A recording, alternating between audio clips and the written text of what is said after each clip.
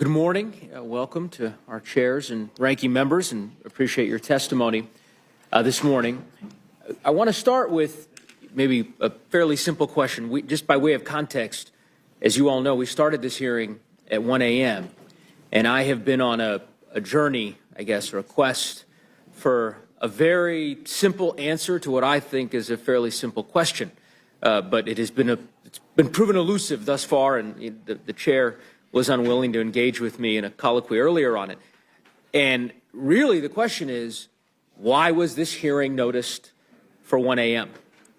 Why have we spent the past 5 hours debating this bill in the dead of night? Of course, I have a theory, and it's that this bill is indefensible and that House Republicans know that full well and decided that it would be in their interest to hold this hearing in the dead of night rather than in the daylight. But I wonder if my Republican colleagues, the chairman, have any thoughts on that front. Chairman Green, any observations you might offer as to, do you think it was prudent for this committee to convene in the middle of the night?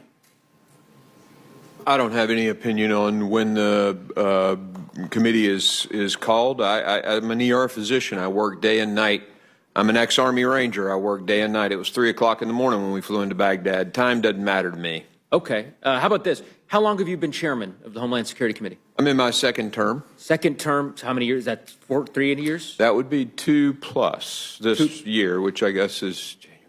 2+? Couple years? 2 years and 5 months. You've held a lot of hearings, We right? have, yeah. Have you noticed any of them at 1 a.m.? We've had some markups go past. Not if they went past. Have you noticed any hearings at 1 a.m.? I have not, no. What time was the markup for your committee on this bill? On this bill, I think 10 a.m. 10 a.m. Yeah. Interesting. Yeah. I'm pretty sure Chairman Jordan's markup was around 10 a.m. too, because I'm on his committee. The same goes for Chairman Westerman. The question I have is why the Rules Committee decided to deviate from the protocols that the chairs have apparently established, those who are testifying in front of our committee. Why this committee, the Speaker's Committee, decided to gavel in the middle of the night to take up this bill. It's an interesting question, and I've yet to get a good answer, but maybe the third panel will perhaps provide some clarity. Chairman Jordan? I was going to say, when you got a great product, you want to get after it and get it passed. Oh, is that right? This thing cuts taxes, secures the border. Let me talk to you a little bit about the product, Chairman Jordan. So I want to talk to you in particular about the contempt provision. So this is section 70302, a restriction on enforcement. You're familiar with this provision, right? Is that, you know the provision I'm talking about? I'm waiting for you to explain it. Okay, well, you're testifying. I was going to ask you to explain it. So my understanding of the provision, you can tell me if I'm wrong or incorrect, is that this provision would bar any federal court from enforcing a contempt citation in a case in which an injunction or a temporary restraining order has been issued if security, that is to say money, has not been provided or ordered by the federal court in that particular case. Is that right? That's right. Okay. I think that's existing law. I think that's, it's not existing law. I'll clarify. As you know, under the federal rules of civil procedure, it is discretionary as it relates to cases against the government, right? That's the whole reason for this provision. Otherwise, you wouldn't include this provision in the bill. This is meant, I'm asking a question. I don't know if is that, is that right? Or am I didn't hear the question. Say the question again. What was that? I didn't hear the question in there. The question is whether or not this provision is as I stated it to be, that essentially it would preclude any federal court from enforcing a contempt citation in a case in which an injunction or a temporary restraining order has been issued if a security has not been provided. That last clause is the key, if that security has not been put up, right? Correct. And you're aware that the way in which you've written this provision, it would apply to any plaintiff in the United States vis-a-vis a case against any entity within the federal government. I can look at the drafting, but my understanding is it applies to the cases we're talking about with immigration cases. Yeah, no, you're incorrect. So yes, What Those you're cases- saying are incorrect. those I'm just cases saying would be- how I believe it was written. Okay, You well, think it's written different. Let me explain to you what this provision Well, actually I does. can't wait for your wisdom. Go right ahead. Chairman Jordan, this provision would bar any plaintiff in the country from being able to obtain a contempt citation from a federal court in a case in which an injunction or a temporary restraining order has been issued if security has not been provided. It is not limited to the cases that you've identified. So let me give you an example. Let's say there's a citizen in Ohio, a constituent of yours, who believes that their private data has been improperly released, right, by the IRS, and they file a lawsuit against the IRS. If this becomes law, your provision, that individual would have to provide security, whatever security the court would deem reasonable. That is not something that has existed up until now.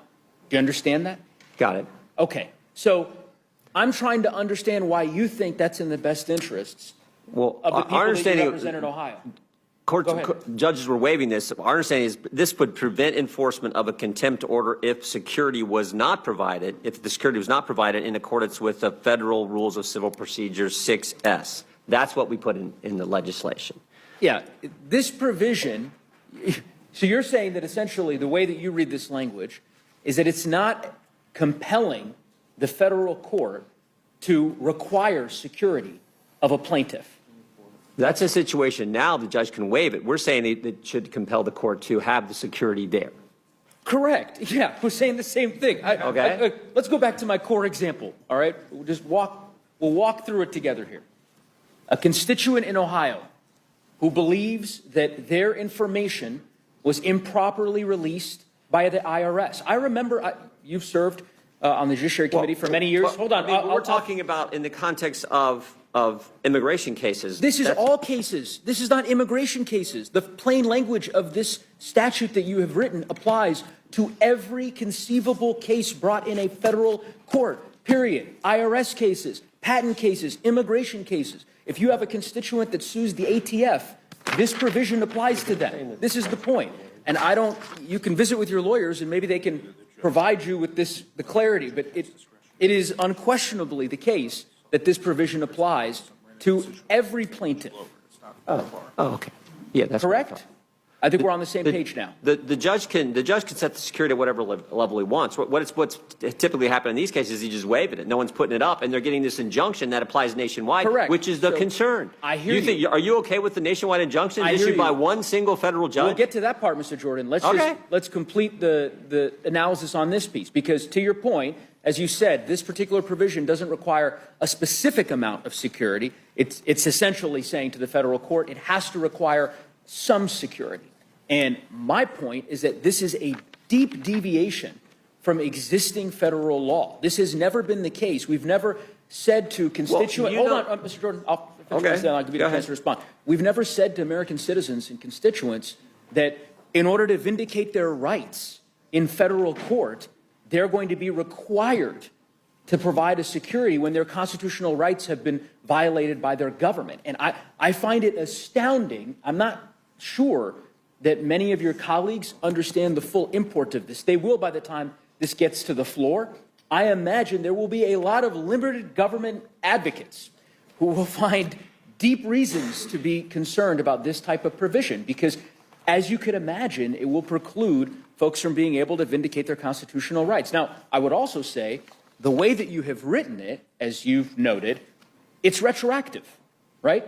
So this applies to any...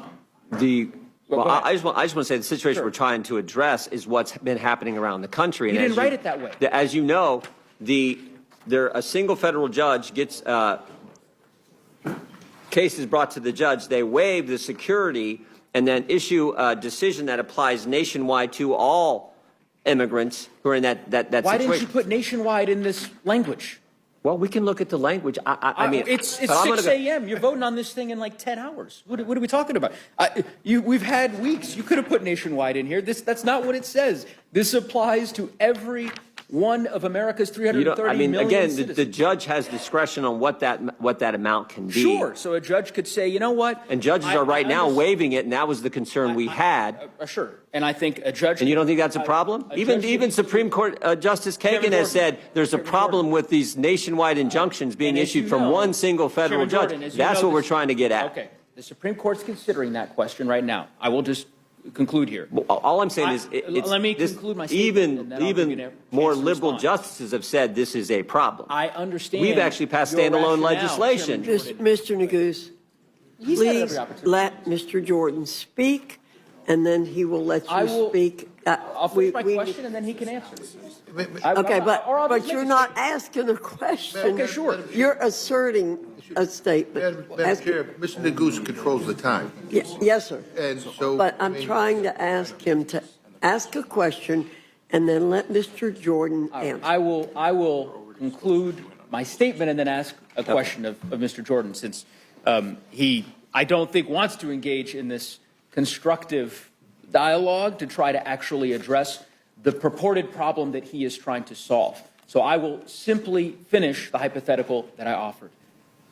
Any constituent in Ohio who believes that their private data has been disclosed improperly by the IRS, any citizen of Ohio or Colorado, for that matter, who believes that their constitutional rights have been violated in some way, if this becomes law, they would be required to pay the court money in an amount that the court deems necessary to cover the costs of the potential damage in order to proceed in federal court.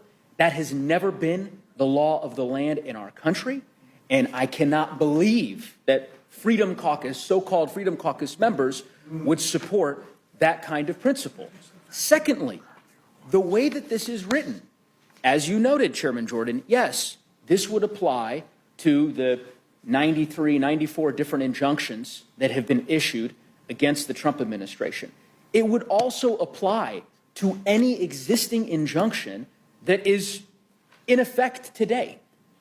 I don't know what that number is. 1,000, 10,000 desegregation injunctions that are still operating today in different federal courts in the country. A variety of different litigation that's pending in different courts across the country that would be implicated by this provision. So I don't think that ultimately it's going to survive the bird bath in the Senate, because it's clearly changing policy. I also think it's patently unconstitutional. There's no world in which the Supreme Court would ever deem this, and we could go through the Supreme Court precedent that establishes that. But I just also would encourage you to take perhaps legal counsel on the Judiciary Committee can take a deeper look at this paragraph, because as it's written now, it is deeply problematic for civil liberties in our country. Ranking Member Raskin, I can see, has been jumping at the opportunity to. Well, I mean, I think you did a pretty masterful job of addressing it, Mr. Neguse, but I would add just two things. One, it's worse than you say, because it doesn't just apply to cases against the government, it applies to private cases as well. There's nothing in the language here that would exempt a case between two private parties, two commercial parties.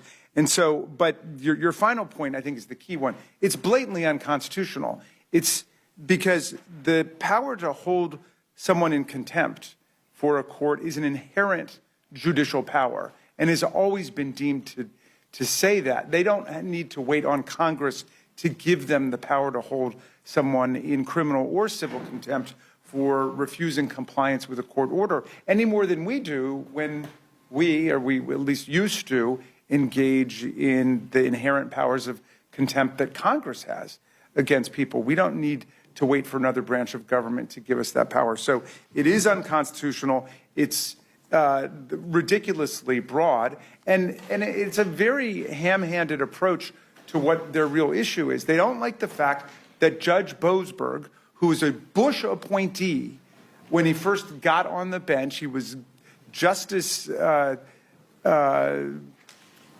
which he was one of the justices' roommates at Yale, I think.